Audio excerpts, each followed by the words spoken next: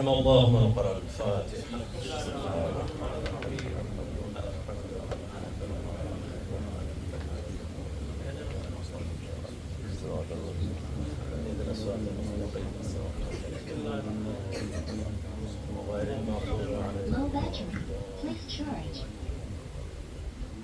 أعوذ بالله من الشيطان اللعين الرجيم. بسم الله الرحمن الرحيم. الحمد لله الذي هدانا لهذا وما كنا لنهتدي لولا أن هدانا الله. لقد جاءت رسل ربنا بالحق والصلاة والسلام على رسول الثقلين محبوب رب المشرقين والمغربين وجد الحسن والحسين مولانا أبي القاسم محمد. اللهم صل على محمد وآل محمد. أهل بيته الطيبين الطاهرين المأسومين المظلومين ولعنة الله على أعدائهم أجمعين. أما بعد فقد قال الله تبارك وتعالى في كتابه المبين والفرقانه الحميد وهو أصدق القائلين. بسم الله الرحمن الرحيم. يا أيها الناس اعبدوا ربكم الذي خلقكم والذين من قبلكم لعلكم تتقون. صلوات محمد. اللهم صل على محمد وآل محمد. قبل اس کے کہ سورہ بقرہ کی سایہ کریمہ کے مطابق گفتگو کا آغاز کیا جائے، ایک مرتبہ سورہ حمد اور 3 مرتبہ سورہ توحید پڑھ کر اہل خانہ کے تمام مرحومین کے ساتھ ساتھ تمام شہداء راہ حق کی ارواح کو بخش دے. الحمدللہ رب العالمین.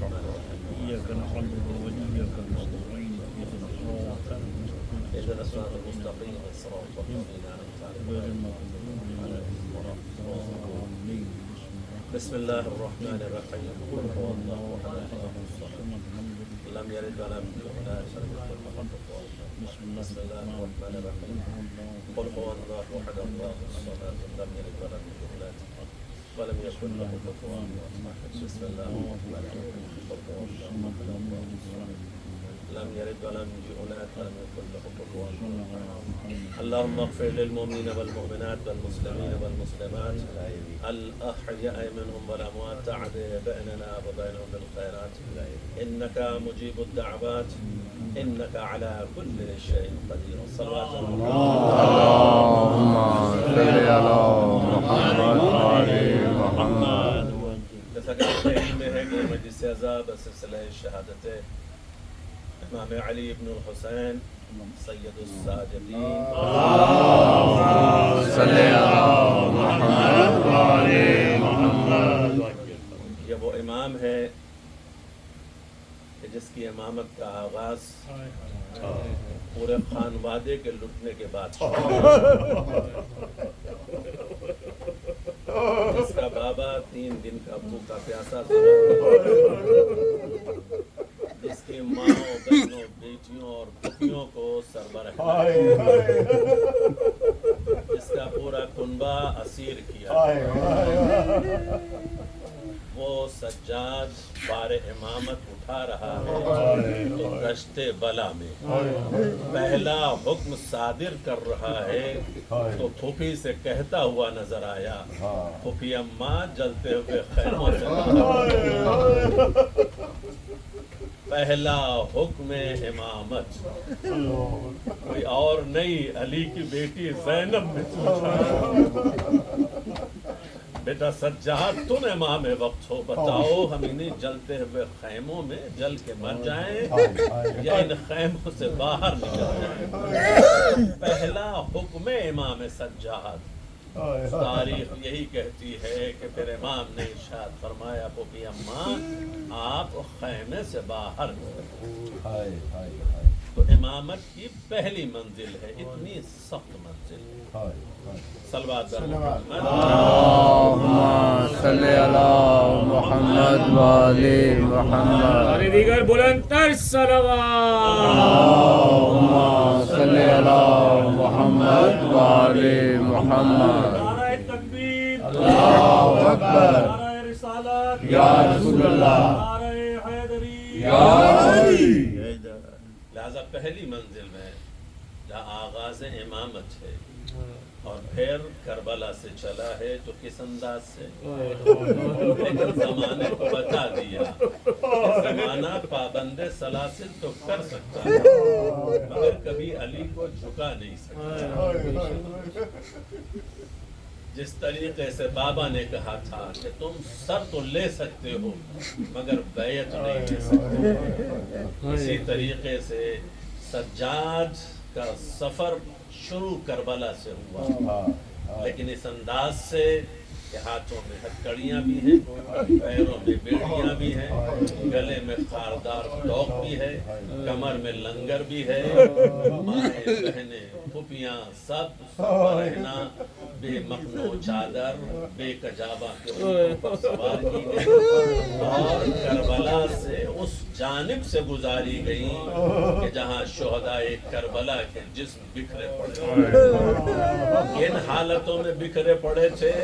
امام زمان کہتے ہیں ہمارا سلام ان شہیدوں پر جن کے رخسار کو خاک کربلا میں غلطہ کر دیا گیا، ہمارا سلام ان جسموں پر جنہیں بغیر کفن کے دفن کر دیا گیا، ہمارا سلام ان بازوؤں پر جنہیں ظلم میں جکڑا گیا.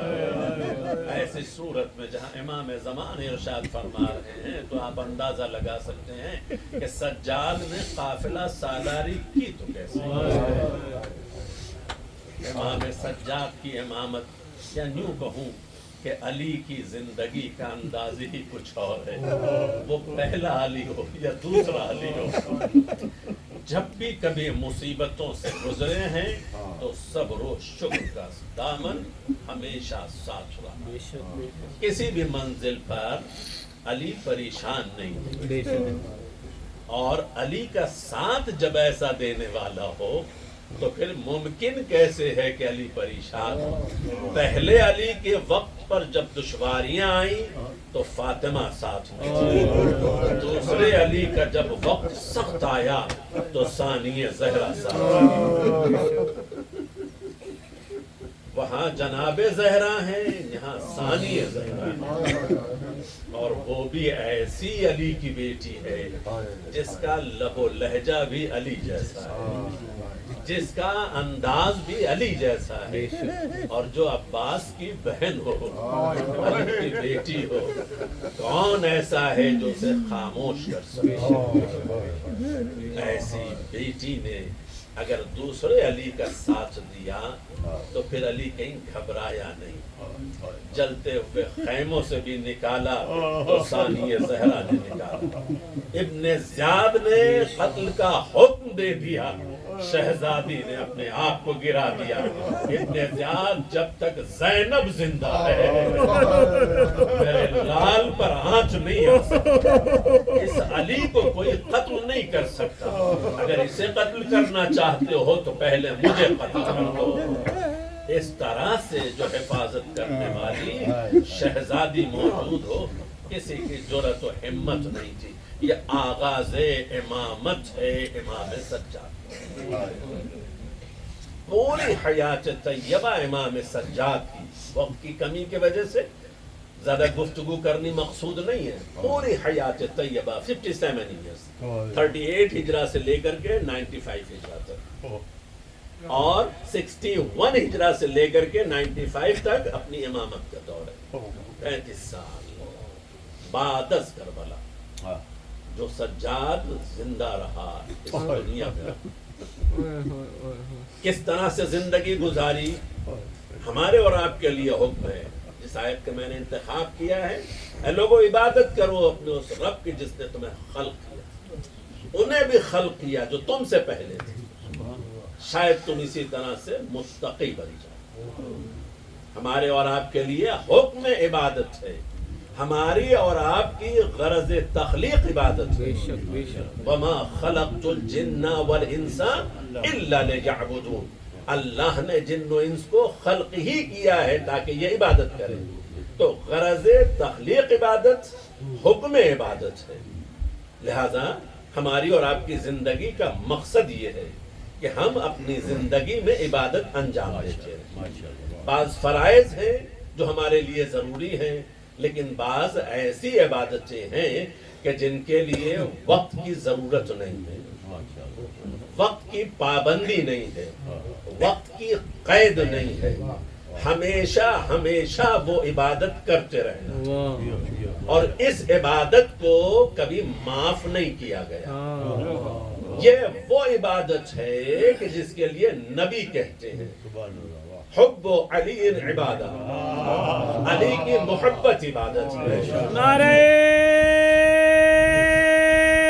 حیدری، محبت دلوں سے نکلتی نہیں، وقت کی پابند نہیں ہوتی۔ محبت کے لیے وقت کی پابندی نہیں ہے، وقت کی قید نہیں ہے، وقت کا حکم نہیں ہے، ہر وقت کے لیے محبت ہے۔ جب تک تمہارا دل ہے عشق علی سے خالی نہ ہو، جب تک دل دھڑکتا رہے، صدا آتی رہے، بس یوں سمجھ لو کہ دل کی ہر دھڑکن تمہاری عبادت پر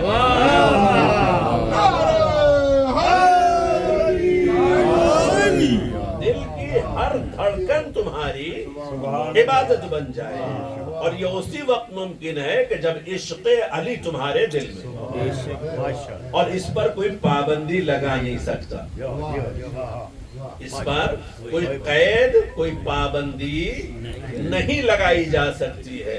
بھئی دل کی بات ہے، کسے خبر، یا عاشق جانتا ہے یا معشوق جانتا ہے۔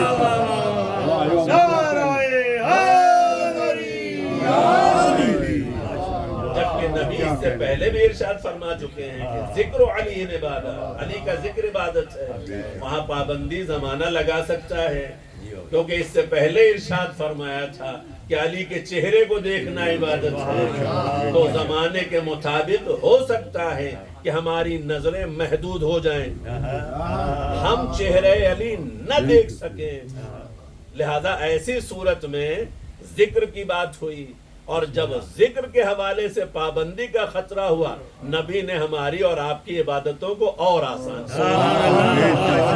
کیا محبت قائم کر لو، نہ یہ وقت کا محتاج ہے، نہ یہ بصارت کا محتاج ہے، اس کے لیے صرف بصیرت چاہیے۔ صلوات پر محمد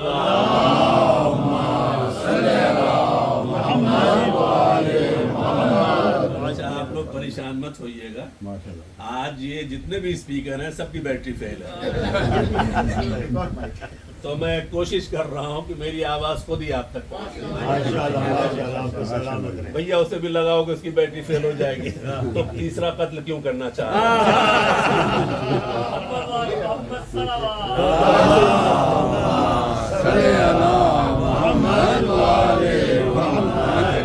میں نے کچھ نہیں کہا، یہ اسپیکر کی بات ہے۔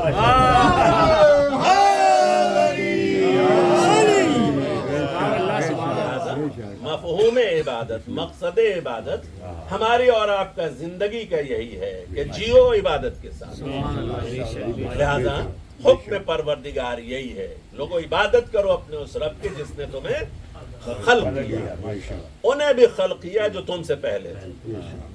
یعنی یہ سوچ لینا کہ تم بھی ہمیشہ نہیں رہو گے، جانا ہے۔ اچھا جانا ہے تو سب کو جانا ہے، کہاں جانا ہے اس کا بھی پتہ سب کو ہے۔ کچھ ایسے ہیں جو انکار کر بیٹھتے ہیں، نہیں معلوم، دنیا ہی سب کچھ ہے، کہ جب مرو گے تو پتہ چلے گا یہ دنیا ہے یا دنیا کے بعد بھی دنیا ہے،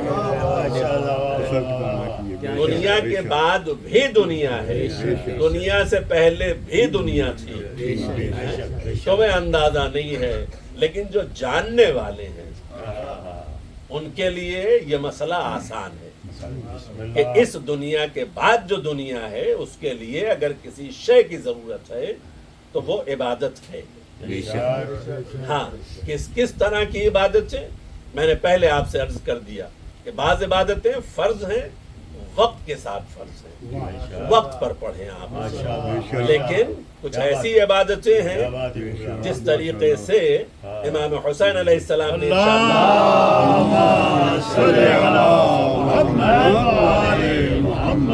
کہ میری یاد کے لیے ضروری نہیں ہے کہ فرش اعضا بچھائی جائے. جب کبھی ٹھنڈا پانی پیو شیعتیما ان شربتم معاذ بن فذکرون، اے میرے شیعو جب کبھی ٹھنڈا پانی پیو میرا ذکر کرو. جب عالم غربت میں کسی کی موت کی خبر سنو یہ یاد کرو. اس کے لیے فرش اعضا کی قید نہیں ہے. پیاس کب لگتی ہے؟ دن میں لگے، رات میں لگے، صبح لگے، کسی وقت لگے، چلتے پھرتے پیاس لگے، جیسے ہی پانی دہن کو پہنچے ہائے حسین. یہی تو سجاد 35 سال تک کرتا رہا. یہ سنت سجاد ہے. جب کبھی پانی دیکھا فوراً کربلا کا رخ کیا اور بابا کو یاد کیا. آئے میرا بابا. صرف اتنا. تو جس طریقے سے عشق علی ہر وقت کے لیے ہے، اسی طریقے سے یاد حسین ہر وقت کے لیے. جب کبھی بھی کوئی ضروری نہیں ہے، چلتے پھرتے بھی یاد حسین ہمارے دل سے محو نہیں ہونی چاہیے. یہی عقیدت ہے، یہی محبت ہے، یہی اطاعت ہے جو ہم پر فرض کی گئی. اور جسے حسین یاد رہتا ہے وہ باطل کے مد مقابل کبھی سر نہیں جھکا. جسے حسین یاد رہتا ہے حیات من نبض اللہ. یہ پیغام کس کا ہے؟ حسین مظلوم کا ہے. مولا نے ارشاد فرمایا ذلت کی زندگی سے عزت کی موت بہتر ہے. خدا نہ کرے کہ وہ وقت آئے کہ یزید جیسا فاسق و فاجر مثلی لا جبایو مثلا مجھ جیسا اس جیسے کی بیعت نہیں کر سکتا. امام حسین یہ ہمیں اور آپ کو بتا رہے ہیں کہ اگر تمہارے اندر حسینیت پائی جاتی ہے، شرف پایا جاتا ہے، عزت پائی جاتی ہے، وقار پایا جاتا ہے، تم ایک سربلند انسان ہو تو کبھی باطل کے سامنے اپنی جبینیں خم نہ کرنا. سر جھکانا تو صرف معبود کے سامنے، سر جھکانا تو صرف معبود کے سامنے. اور یہ بھی مولا کا پیغام ہے. ورنہ کہیں زمانے میں آپ نے دیکھا ہے کہ ہاتھوں پر ششماہا ہو اور دہن سے جو جملے نکل رہے اِنَّا لِلَّهِ وَإِنَّا إِلَيْهِ رَاجِعُونَ رِضًا بِقَضَائِهِ وَتَسْلِيمًا لِأَمْرِهِ. پروردگارا تیری رضا کے سامنے جبین حسین خم ہے، کوئی اور نہیں ہے. ششماہا بھی کس حالت میں ہے؟ یہ تو مقاتل آپ سنتے رہتے ہیں نا. ایسی حال میں بھی رضن بقضائہ وتسلیما لامرہ کسی اور کے دہن پر یہ جملہ نظر نہیں آتا. ایسے حسین کی بہن ہے زینب جو ابن زیاد کے دربار میں کہہ رہی ہے ما رأیت الا جمیلا. سب کچھ لٹانے کے بعد بھی ہم نے خدا سے سوائے خوبیوں کے اور کچھ نہیں دیکھا. جہاں حسین کا یہ جملہ حسین مظلوم کا، وہی بہن زینب کا بھی یہی جملہ ہے. عزیزو تو انداز عبادت سجاد سے اگر کوئی سیکھنا چاہے، عبادت کا جہاں فرض بیان کیا گیا، پیغمبر کے لیے کہا گیا. شب کی تاریکیوں میں پیغمبر اسلام اتنا زیادہ قیام کرتے تھے کہ پیروں میں سویلنگ آ جاتی. خدا اپنے حبیب سے کہہ رہا قم اللیل الا قلیلا، میرے حبیب کم کر دو. میرے حبیب یہ عبادتیں کم کر دو، تھوڑا آرام کر لیا کرو. امام باقر امام سجاد سے کہتے ہیں بابا اپنی عبادتوں کو کم کریں. آپ کے قدموں میں بھی سویلنگ آ جاتی ہے، سوجن آ جاتی ہے، اتنا زیادہ آپ عبادت کرتے ہیں. لہذا تھوڑا عبادتیں کم کریں. امام سجاد نے کیا ارشاد فرمایا؟ میرے لال ذرا جد کا صحیفہ لے آنا. امیر المومنین کا صحیفہ لایا گیا. امام سجاد نے علی کا صحیفہ، علی دیکھ رہا ہے، صحیفہ علی کے سامنے ہے، اور آنکھ کھولے بند کر دیے. ہے کوئی جو میرے جد جیسی عبادتیں انجام دے سکے؟ ہے کوئی ایسا؟ تاریخ میں آپ نے بڑے بڑے زخمی افراد دیکھے ہوں گے، لیکن سر سجدے سے اٹھاتے ہوئے سر پہ ضربت لگے اور کوئی کامیابی کا اعلان کرے، علی کے علاوہ کوئی اور نظر نہیں آتا. سر پہ ایسی ضربت لگے سر دوبارہ ہو جائے، مغز تک زخم پہنچ جائے، اور زبان سے جملہ کیا ہے؟ فوزت برب رب کعبہ کی قسم، علی قسم یہاں ہو گئی. کامیابی کا اعلان مصلح عبادت پر علی بیان کر رہا ہے. اور یہاں امام سجاد ارشاد فرماتے ہے کوئی جو میرے جد جیسی عبادتیں انجام دے سکے؟ لہذا یہ عبادت کا انداز، حکم عبادت اپنی جگہ پر ہے، لیکن عبادت کرنے والے کیسے کیسے تاریخ اسلام میں پائے گئے؟ انبیاء، صالحین، اولیاء، اوصیاء، ائمہ کی تاریخیں عبادتوں کی بھری پڑی ہوئی ہیں، لیکن انہی میں ایک ایسا ہے جنہیں یہ لقب عطا کر دیا گیا، سید الساجدین، زین العابدین. عبادت کی زینت نہیں، عابدین کی زینت. عبادت کرنے والے جتنے بھی ہیں سب کی زینت یہ علی کا پوتا علی بن گیا. تمام عبادت کرنے والوں کی زینت، تمام سجدہ کرنے والوں کا سید و سردار علی کا پوتا علی ہے، کوئی اور نہیں ہے، بلکہ علی کا پوتا علی ہے. ایسی صورت میں آپ خود اندازہ لگا سکتے ہیں امام سجاد کی حیات طیبہ میں کس طریقے سے مولا نے عبادتیں انجام دی. لیکن انہی عبادتوں کے ساتھ ساتھ ایک ایسی بھی کتاب ہمارے اور آپ کے پاس ہے جسے زبور آل محمد کہا، جسے ہم اور آپ صحیفہ سجادیہ کہتے ہیں. تمام تر حقوقوں کا سلسلہ، رسالت الحقوق، کس کے رائٹس کیا ہیں، یہ کسی اور نے نہیں، امام سجاد نے بیان. دعائے مکارم اخلاق، دعائے ابو حمزہ صومالی. کوئی جانتا ابو حمزہ صومالی کو؟ پہلے علی سے کمیل نے دعا مانگی، آج تک زندہ ہے.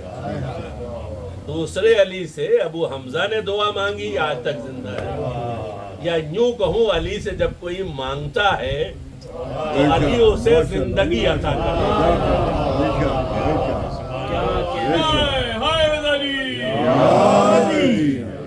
علی سے کوئی مانگے تو علی اسے زندگی عطا کر دیتے ہیں، چاہے کہ دعا ہی کے اندر. اب جب تک یہ دعائیں پڑھی جاتی رہیں گی تو جس نے مانگا تھا وہ بھی زندہ رہے. لہذا ایسی صورت میں کسی اور سے مانگنے کی ضرورت نہیں ہے، مانگو تو بس علی سے مانگو. تو انداز عبادت بھی بتائے گا، اللہ سے مانگنے کا سلیقہ بھی سکھائے گا. تو یہ تمام چیزیں جو امام سجاد نے ہمیں اور آپ کو بتائی ہیں. کوئی ہے ایسا کہ جو اس زمانے میں بھی امام سجاد کی حیات طیبہ کے مطابق بتا سکے کہ علی کہتے کسے، علی کی تعریف کیا ہے. لیکن سخت مراحل اور منزلوں کے باوجود بھی 35 سالہ دور امامت میں کربلا کے بعد بھی مدینے میں کربلا ہوئی ہے. واقع حرہ یہ آسان کام نہیں تھا. اس علی کو بھی مدینہ چھوڑنا پڑا دوبارہ اور قیام وہیں کیا جا کر کے جہاں دادا رہتے تھے. واقع حرہ پر اس جگہ جا کر رہے جہاں دادا رہتے تھے. بتا رہے جب علی مدینہ چھوڑتا ہے تو رہتا وہیں ہے جہاں علی تھا. ایسی جگہ پر رہتے ہوئے جانتے ہیں کس نے پیغام بھیجا؟ مروان نے، کہ میں مدینے میں اپنے خانوادے کو ان حالات میں محفوظ نہیں سمجھتا. کیا میں آپ کے پاس اپنے خانوادے کو بھیج دوں؟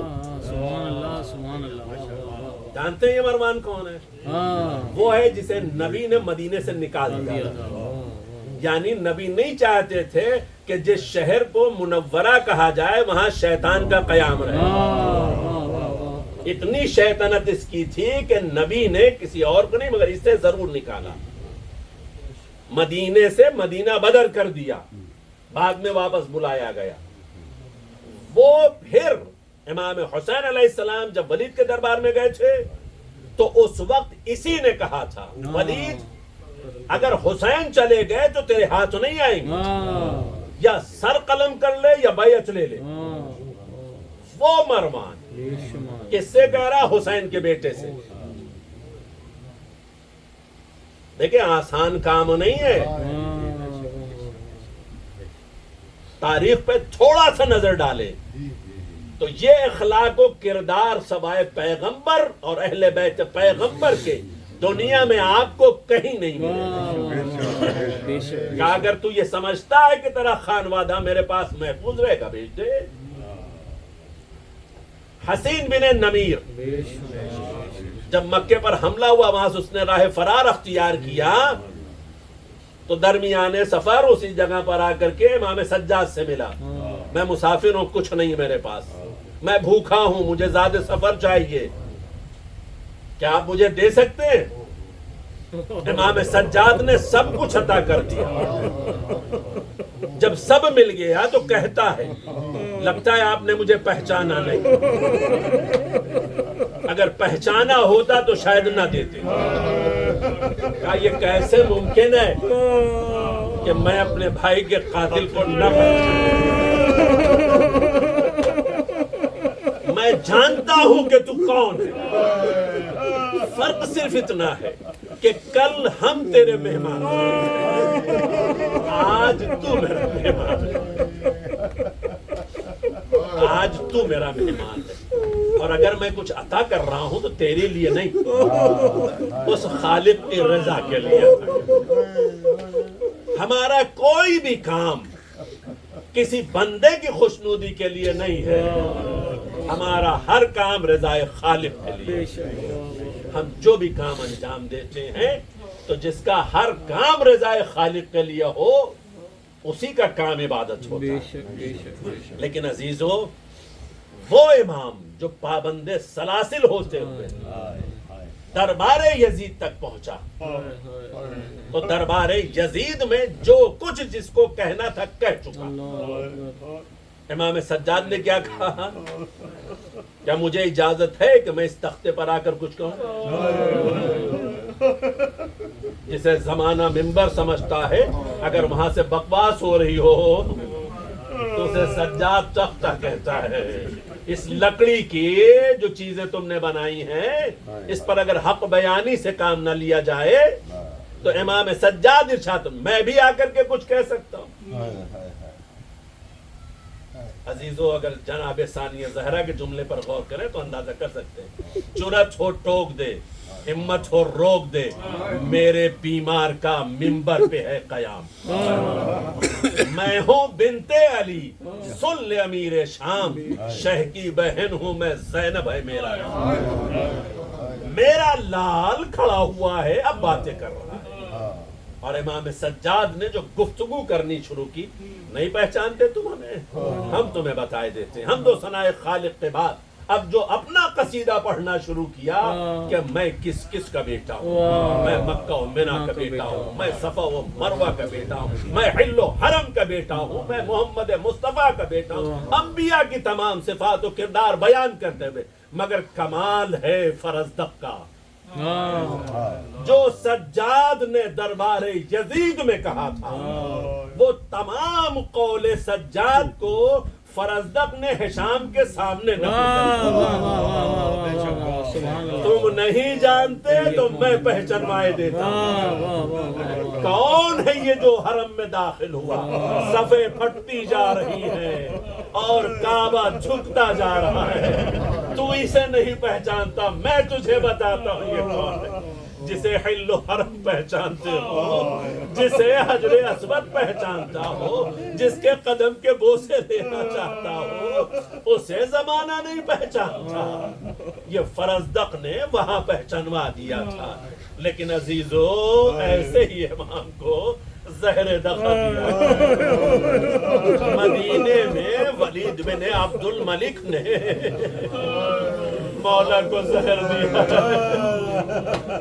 یہ پہلا امام نہیں ہے، اس سے پہلے حسن مجتبیٰ کو بھی زہر دیا جا چکا۔ حسن مجتبیٰ کے جنازوں پر تیروں کی بارش لیکن جب مولا کے جگر کے ٹکڑے تشتے تلا میں گرتے تھے تو زینب جیسی بہن صاف کرتی تھی، حسین جیسا بھائی تسلی و تشفی دیتا تھا۔ اب اسی مدینے میں سجاد ہے، سجاد کے جگر کے ٹکڑے کھٹ رہے ہیں، زہر کا اثر تڑپا رہا ہے، بستر علالت پر ہے، مگر وقت آخر جبان پہنچا تو باقر کو بلایا، میرے لال میرے قریب آ جا۔ امام باقر آئے، سینے سے لگا لیا۔ جس باقر نے بابا کو کربلا سے اب تک دیکھا تھا، بار بار گریہ کرتے ہوئے دیکھا تھا، قصابوں کے سامنے سوال کرتے ہوئے دیکھا تھا، ایک ایک سے گفتگو کرتے ہوئے سنا تھا، آج وہی باقر بابا کا سایہ اس کے سر سے اٹھ رہا ہے، مولا وصیت کر رہے ہیں، میرے لال غسل و کفن تم دینا، میں کہوں گا مولا آپ باقر سے وصیت کر لیں، آپ کے بابا نے آپ سے وصیت نہیں کی تھی۔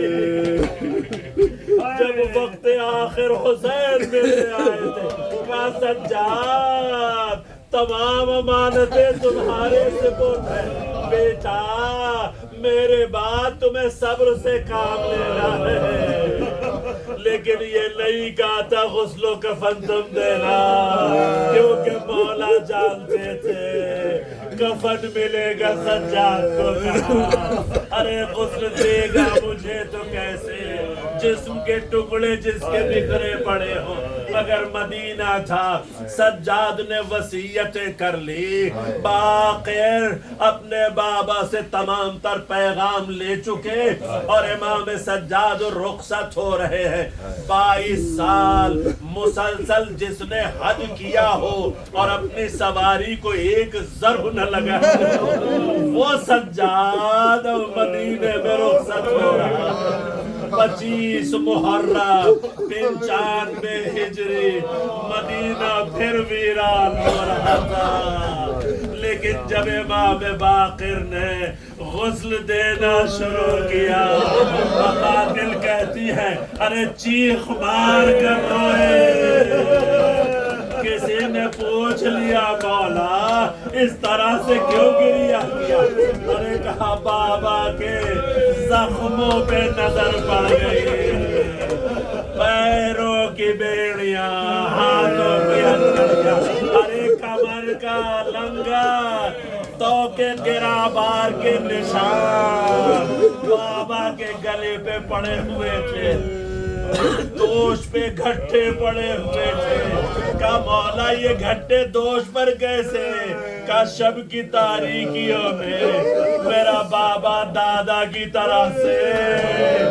غریبوں یتیموں بیواؤں کو غذا پہنچاتا تھا، میں یہی کہہ سکتا ہوں جس طرح سے علی رخصت ہوئے تو تمام یتیم پھر یتیم ہو گئے، اسی طرح سے سجاد رخصت ہوا، مدینے میں پھر یتیم یتیم ہو گئے، مگر امام باقر نے بابا کو غسل و کفن دیا، جنازہ بڑی شان سے اٹھا، بقیہ کی طرف چلا۔ ممکن ہے روح سجاد نے کربلا کا رخ کیا ہو بابا، سجاد شرمندہ ہے، آپ کا جنازہ نہ اٹھا سکا، دفن بھی کیا تو اس طرح سے چٹائیوں میں ٹکڑے رکھ رکھ کر کے بنی اسد کے سہارے سے سپرد لحد کر دیا، اور اسی اثنا میں جب بقیہ جنازہ پہنچ گیا، باقر آگے بڑھے، سپرد لحد کر دیا، قبر بند ہو چکی، رخصت ہو کر کے آ گئے۔ روایتیں کہتی ہے جس سواری پر امام سجاد حج کے لیے جایا کرتے تھے، اس نے دفن کے بعد اپنی جگہ کو چھوڑا، قبر سجاد پہ جا کے بیٹھ گئی، اپنے منہ کو قبر سجاد پہ رکھ دیا۔ لوگوں نے آ کے مولا باقر کو خبر کی، مولا، ارے مولا کی سواری قبر امام پر بیٹھی ہوئی ہے۔ امام نے آ کر کے تسلی و تشفی دی، سمجھایا، میں کہوں گا مولا کوئی ضرب تو نہیں لگائی، ایک جانور بھی اگر مولا پہ گریہ کر رہا کوئی اذیت نہیں پہنچاتا، مگر کربلا کا نظام حسین مارے گئے، سکینہ کے رمضانوں پہ تماچے، پشت پہ تازیانے دامن کیا، بی بی فریاد کرتی رہی، مڑ مڑ کے کہتی رہی، یا اماں چچا میری مدد، یا لعنت اللہ علیہ سیعلم الذین ظلموا ای منقلب انا للہ و انا الیہ راجعون۔ بارے محمد و آل محمد کے واسطہ ہم سب کی عبادت و قبول فرما، پروردگارہ تمام عزاداران امام سجاد کی حاجات کی تکمیل فرما، ان کی دعاؤں کا مستجاب فرما۔ پروردگارہ ہماری یہ عبادتیں قلیل ہیں، جو حق پرساداری ہے ہم اسے ادا نہیں کر سکتے، جس طرح سے زہرا روتی ہے یہ رونا پسند کرتی، شاید وہ ہم حق ادا نہیں کر پا رہے، مگر شہزادی کی بارگاہ میں بھی التجا ہے، بی بی ہمارا یہ قلیل سا غم قبول فرما، پروردگارہ ہماری عبادتوں کو قبول فرما، میرے معبود ان تمام عزاداروں کو صحت و سلامتی اور طول عمر عطا فرما، اہل خانہ کی توفیقات میں اضافہ فرما، ان کے رزق میں وسعت عطا فرما، ان کی حاجات کی تکمیل فرما، ان کے مرحومین کی مغفرت فرما، پروردگارہ تمام کائنات میں جہاں کہیں بھی محبان اہل بیت زندگی گزار رہے ہیں، ان کی جان و مال و عزت و آبرو کی حفاظت فرما، ظالمین و تکفیرین کا خاتمہ فرما، مظلومین اور مستضعفین کی مدد و نصرت فرما، علماء حقہ اور مراجع الدام کی حفاظت فرما، میرے معبود ہمارے بچوں کے قلوب کو منور فرما، انہیں دینی اور دنیاوی تعلیمات سے سرفراز فرما، ان کے بزرگوں کا سایہ ان کے سروں پہ قائم و دائم فرما، یتیمان آل محمد کا واسطہ جن کے سروں سے والدین کا سایہ اٹھ چکا ہے، پروردگارہ تو ان کی حفاظت فرما، بے ماؤں کی مدد و نصرت فرما، خصوصاً وہ ممالک کے جہاں حالات ناگفتہ بے ہیں، جہاں بے دریغ قتل عام کیا جا رہا ہے، پروردگارہ تو ان سب کی مدد و نصرت فرما، مقدس مقامات کی حفاظت فرما، ہمیں ان کی زیارتوں سے مشرف فرما، ظہور حجت میں تعجیل فرما، اور ہم سب کو اصحاب و انصار امام میں شمار فرما، ماتم حسین